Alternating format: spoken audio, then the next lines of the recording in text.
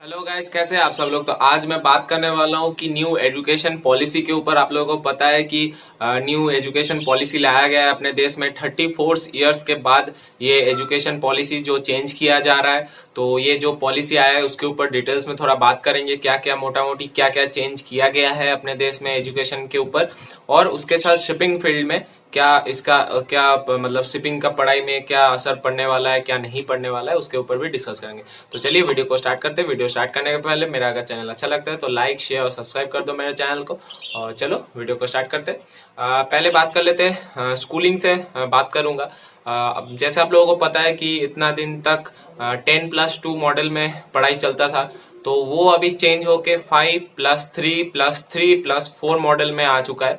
ये नया मॉडल है। जैसे कि इतना दिन 1 to 10, फिर 11-12 मतलब +2, 10+2, वो चेंज होके अभी KG, pre nursery, nursery, KG 1-2 plus पहला 5, उसके बाद 3 मतलब 3-4-5, उसके बाद जो 3 रखा गया है वो 6-7-8, उसके बाद जो 4 रखा गया है वो 9-12, 9-10-11-12।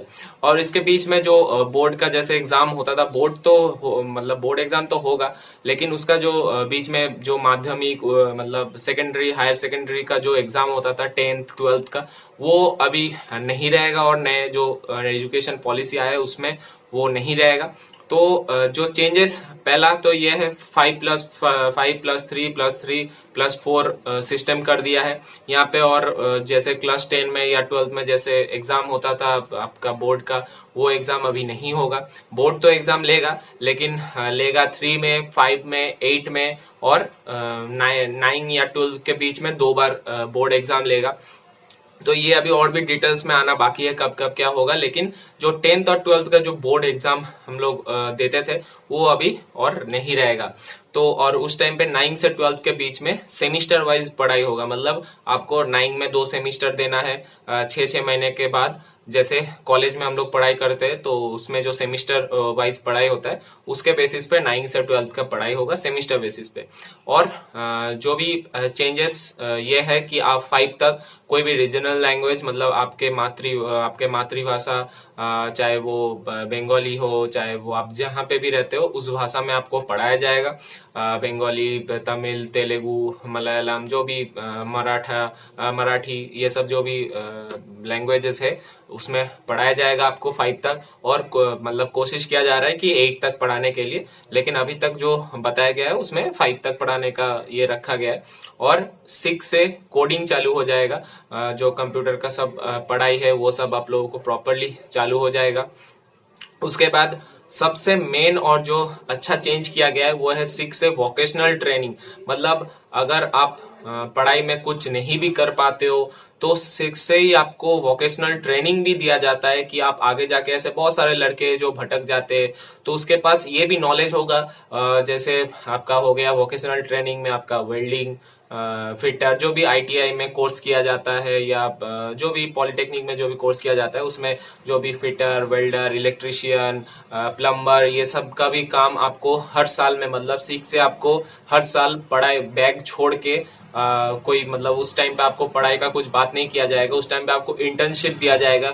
मतलब फैक्ट्री में ले जाके, या तो कोई काम करता है उसके पास ले जाके, वहां पे ले जाके आपको सब कुछ काम सिखाया जाएगा। 10 दिन करके हर साल आपको सिखाया जाएगा, जिसमें भी आपका इंटरेस्ट है। चाहे आपका सॉफ्टवेयर बनाने में इंटरेस्ट हो, चाहे कोई कंपनी मतलब कंप्यूटर का कंपनी, मोबाइल का कंपनी, चाहे जिसका जो भी फील्ड में इंटरेस्ट है उसको वो फील्ड में लेके जाएगा। 10 दिन के लिए वहां पे उसका इंटर्नशिप होगा हर साल 6 से 12 तक। ये ऐसे ही होगा। तो ये सबसे अच्छा काम है। ये तो मुझे लगता है ये सबसे बेस्ट होने वाला है, क्योंकि ऐसे बहुत सारे लड़के हैं जिसको पढ़ाई में मन नहीं लगता है, लेकिन वो हाथ का काम में बहुत अच्छा होता है, चाहे वो इलेक्ट्रिशियन हो। लेकिन हम लोगों के देश में इतना दिन क्या था कि चाहे आप इलेक्ट्रिशियन हो, प्लम्बर हो, वेल्डर हो, ये सब थोड़ा निचला वर्ग का काम होता था। मतलब ये मतलब समाज में वो का आपको ये नहीं दे पाता था। तो ये अभी जो भी अच्छे भी स्टूडेंट है उसको भी ये करना पड़ेगा इंटर्नशिप, उसको भी ये सीखना पड़ेगा। ये तो सबसे अच्छा बात है। और उसके साथ जो भी चेंजेस हुआ है कि क्लास, मतलब ये जो आपका डिफरेंस है ये तो हो गया है 5+3+3+4 का। और स्कूल में जो भी आप अभी जो पढ़ाई पहले होता था, वेस्ट बंगाल बोर्ड अलग, कहीं पे महाराष्ट्र में पढ़ाई कर रहे हैं, महाराष्ट्र बोर्ड अलग, अभी एक ही बोर्ड कर दिया जाएगा और पूरा देश में एक ही किताब के ऊपर पढ़ाया जाएगा, वो एनसीईआरटी देगा वो किताब। तो मतलब आप बंगाल में बैठ के जो पढ़ाई करोगे क्लास 3 में या क्लास 4 में या क्लास 12 में, वही पढ़ाई अभी आप तमिलनाडु में बैठ के भी सेम पढ़ाई कर पाओगे। तो ये एक बहुत अच्छा चीज है कि कोई अभी बता नहीं पाएगा कि अरे आप मतलब आईसीएस, अरे मैं तो सीबीएसई से हूँ, ऐसा जो भी डिफरेंसेस रहता था, अरे मैं तो सीबीएसई से हूँ, वो बोलेगा मैं दिल्ली पब्लिक स्कूल से हूँ, मैं वो बोलेगा मैं आईसीएसई में पढ़ाई किया हूँ। तो एक ये होता था कि अच्छा ये बोर्ड स्टेट बोर्ड में पढ़ाई किया मतलब ये बेकार है, या तो सीबीएसई में पढ़ाई किया, अरे ये तो सीबीएसई में पढ़ाई किया, वो बोलेगा मैं आईसीएसई में पढ़ाई किया हूँ। तो ये जो डिफरेंस था वो खत्म हो जाएगा। सब में चाहे गवर्नमेंट स्कूल हो प्राइवेट स्कूल हो, सबके लिए एक ही पढ़ाई करवाया जाएगा, एक ही किताब होगा, एक ही पढ़ाई करवाया जाएगा, पूरा देश एक ही इसमें पढ़ेगा। तो ये तो सबसे अच्छा बात है। और फिर अभी मैं अगर हायर एजुकेशन में आ जाता हूँ, जैसे कि कॉलेज में जैसे आप जाते, इतना दिन क्या होता था, आप कोई भी स्ट्रीम में गए, आप अगर पूरा कंप्लीट नहीं किए, और सबसे मेन बात कि क्लास 9 से 12 में जो हम लोग 10 के बाद साइंस या आर्ट्स या कॉमर्स लेते थे वो और नहीं रहेगा। आप उसके जगह पे कोई भी स्ट्रीम हो, और वो अभी 9 से लेना चालू हो जाए, आप 9 से अपना जो भी सब्जेक्ट्स है वो आप चुन सकते हो, अपने हिसाब से चुन सकते हो। ऐसा नहीं कि आप साइंस लोगे तो आप हिस्ट्री नहीं पढ़ सकते, आप कॉमर्स लोगे तो आप फिजिक्स नहीं पढ़ सकते, आपको जो भी मन है वो आप वो भी वही सब्जेक्ट आप पढ़ाई कर सकते हो। और ये सबसे अच्छा बात है कि जैसे मैं बता रहा हूँ, जैसे मैं साइंस लिया था 11th-12 में, लेकिन मुझे बायोलॉजी में कोई इंटरेस्ट नहीं था, लेकिन एज ए फोर्थ सब्जेक्ट आपको साइंस लिए तो फोर्थ सब्जेक्ट में आपको बायोलॉजी लेना ही पड़ेगा, और कोई मतलब दूसरा ऑप्शन नहीं है। तो उस हिसाब से सबसे अच्छा बात है कि मुझे अगर साइंस से आगे बढ़ना है तो मैं फिजिक्स केमिस्ट्री मैथ ले लिया, उसके बाद अगर मैं चाहूँ तो मैं पॉलिटिकल साइंस में इंटरेस्ट था तो मैं पॉलिटिकल साइंस ले सकता था, अकाउंटेंसी में इंटरेस्ट था तो मैं अकाउंटेंसी ले सकता था। तो जो भी आपको मन है, जो भी आपका मन है पढ़ाई का, जो जो सब्जेक्ट, वो पढ़ाई आप कर सकते हो। तो मतलब आपको 9 से अपना कैरियर जो है वो आपको सोचना पड़ेगा कि मैं आगे जाके क्या करने वाला हूँ, और आप 2-3 ऑप्शन चल लेके भी चल सकते हैं। अगर आपको बाद में जाके साइंस में कुछ हायर स्टडीज करने का मन नहीं लगा तो आप अकाउंटेंसी ले लिए, तो आप कोई भी कॉमर्स लाइन में जा सकते हो। तो ऐसे ऐसे बहुत सारे चेंजेस हुए, अभी आर्ट्स का लड़का भी साइंस पढ़ पाएगा आपका, मतलब ये सब अच्छा बात है कि किसी ये नहीं है कि ये बोझ डाला नहीं जाएगा कि आपको ही पढ़ना है। और सबसे खराब चीज यही था कि साइंस अगर नहीं लेते थे तो बहुत सारे रास्ते बंद हो जाते थे, तो इसके प्रेशर से क्या होता था, बहुत लोग मतलब बहुत लड़के सुसाइड भी कर देता था कि क्योंकि साइंस का प्रेशर बहुत ज्यादा होता है। मैं साइंस लेके पढ़ा हूँ तो मुझे कभी भी साइंस में मन नहीं था, लेकिन फिर भी कुछ अच्छा करना है, कुछ अच्छा करना है, परिवार वाले भी ऐसे ही बोलते हैं कि कुछ अच्छा करना है तो साइंस लेना पड़ेगा। तो ये सब हट जाएगा, आप फ्री माइंड में आप पढ़ाई कर सकते हैं, अपने मन से पढ़ाई कर सकते हैं, आप प्रैक्टिकल वर्क कर सकते हैं, आप वोकेशनल ट्रेनिंग ले सकते हैं, उससे आप सीख सकते हैं और आगे जाके भी उसके ऊपर भी काम कर सकते हैं। तो आपके पास बहुत सारे रास्ते खुले रहेंगे। मतलब ऐसा नहीं आपका 24-25 साल हो गया उसके बाद आपको सोचना पड़ेगा अरे मैं तो ये पढ़ाई करने वाला था, अरे मुझे इस काम में मन नहीं लग रहा है। आप पहले से आपका हुनर पहचान पाओगे, आप क्लास 6 से अपना सब कुछ हुनर पहचान पाओगे कि मुझे कौन सा तरफ इंटरेस्ट है, मुझे क्या करना है आगे जाके। तो आप उस हिसाब से 12th के बाद जैसे निकलेंगे आप उसी साइड में जाएंगे। अगर अगर आप चले भी गए, अगर आप गलत कोई इसमें मतलब आपको बीटेक नहीं करना है, फिर भी आप 12th के बाद बीटेक में चले गए, तो इसमें क्या होगा, आप 1 साल पढ़ाई की, आपको अच्छा नहीं लगा बीटेक, तो आप बीच में छोड़ सकते हो। यही और अच्छा चीज किया है कि अगर आप 1 साल पढ़ाई करके छोड़ भी देते हो बीटेक, तो आपका जो 1 साल आप जो भी ट्रेड लेके बीटेक में पढ़ाई किए हो वो सर्टिफिकेट आपके पास रह जाएगा। मतलब आप बीटेक छोड़ के अगर फिर कुछ बीबीए करने आए या कुछ सब्जेक्ट के ऊपर ऑनर्स करने आए तो उसका क्रेडिट आपको मिल जाएगा। मतलब आप जो 1 साल बीटेक किए हैं, ऐसा नहीं कि उसका सर्टिफिकेट नहीं मिलेगा, उसका सर्टिफिकेट आपको मिल जाएगा, फिर वापस आप कुछ पढ़ाई कर सकते हो। तो ये सबसे बड़ा बात है, ये सबसे अच्छा बात है। और आप बीच में भी पढ़ाई छोड़ सकते हो, जिसको बोलता है मल्टी एंट्री मल्टी एग्जिट। मतलब आप कभी भी पढ़ाई को छोड़ सकते हो और कभी भी फिर अपना पढ़ाई चालू कर सकते हो। मतलब मैं आपको बता दूं कि आप 1 साल पढ़ाई किए, उसके बाद आपको कोई फैमिली कंडीशन प्रॉब्लम हो गया, कुछ और प्रॉब्लम हो गया, या तो आपका जॉब लग गया कहीं पे, आप पढ़ाई छोड़ दिए, तो आप 1 साल जो पढ़ाई कर लिए उसका सर्टिफिकेट आपको मिल जाएगा। अगर आप 2 साल पढ़ाई कर लिए आपको डिप्लोमा सर्टिफिकेट मिल जाएगा। आप अगर 3 साल पढ़ाई कर लिए तो आपको बैचलर डिग्री सर्टिफिकेट मिल जाएगा। और अगर आप 4 साल कंप्लीट कर लिए तो आपको रिसर्च डिग्री का सर्टिफिकेट मिल जाएगा। उसके बाद आप डायरेक्ट पीएचडी भी करने जा सकते हैं। तो आप कभी भी निकल सकते हो, मतलब आप 2 साल करके डिप्लोमा सर्टिफिकेट ले लिया, आपको कहाँ पे जॉब जॉब लग गए तो आप 2 साल करके बाहर निकल जाओ। तो ये सबसे अच्छा चेंजेस किया है कि आपका टाइम वेस्ट नहीं होगा।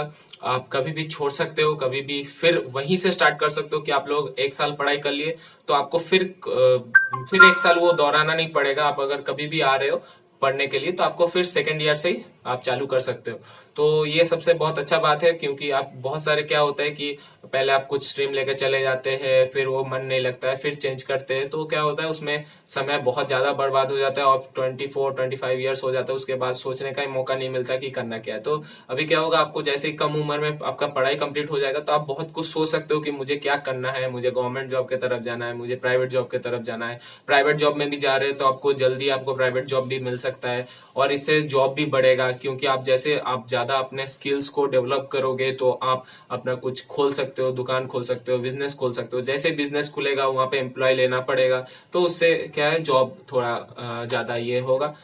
ऐसा अभी जो भी बनाया गया ऐसा लगता है। और इससे मचने के पढ़ाई में क्या इफेक्ट पड़ने वाला है, अभी जैसे कि इसको मिनिस्ट्री ऑफ एजुकेशन अलग से, अभी एचआरडी मिनिस्टर था, मिनिस्ट्री था, उसको चेंज करके अभी एजुकेशन मिनिस्ट्री बना दिया गया है। लेकिन शिपिंग का क्या है, शिपिंग का ऑलरेडी मिनिस्ट्री ऑफ शिपिंग है, तो वो सब कुछ डिसाइड करता है कि क्या होगा नहीं होगा।